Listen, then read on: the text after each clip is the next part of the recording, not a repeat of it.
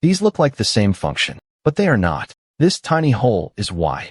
The parabola x squared plus 1 is missing the point 1, 2. Where does it come from? Factor the numerator by grouping. It becomes x minus 1 times x squared plus 1. So the same factor sits above and below the bar. It looks ready to cancel. Can we really do that? For every x except 1, the 2x minus 1 factors have quotient 1. So the algebra leaves x squared plus 1. But the phrase except 1 is not optional. At x equals 1, the canceled factor was 0, and division by 0 was never allowed. The honest simplified statement is x squared plus 1, with x not equal to 1 still attached. Algebra cancels the factor. It does not cancel the restriction. Keep that yellow restriction in view, because it is the entire distinction. Away from 1, the graph follows the parabola x squared plus 1.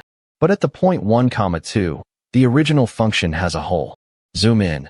The yellow ring means undefined here, not approximately missing and not secretly filled. Substituting 1 into the original fraction gives 0 divided by 0. That expression is undefined, so f of 1 does not exist. The surrounding curve can approach the point without the function owning the point.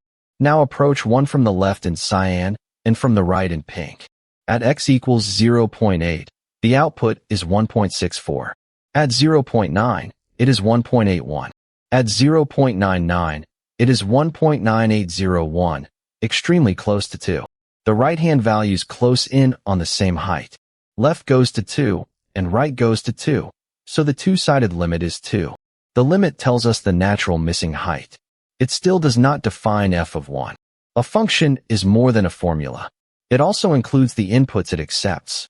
The original f accepts every real number except 1, shown by the open point on its number line. The polynomial g of x equals x squared plus 1 accepts every real number. Its number line includes 1 with a solid green point.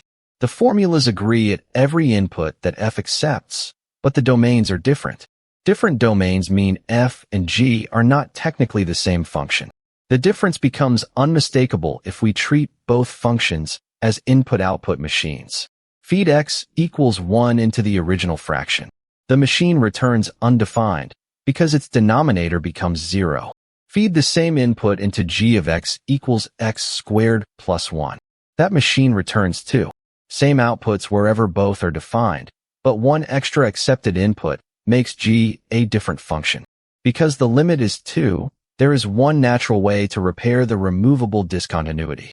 Define a new function, f tilde, and set f tilde of 1 equal to 2.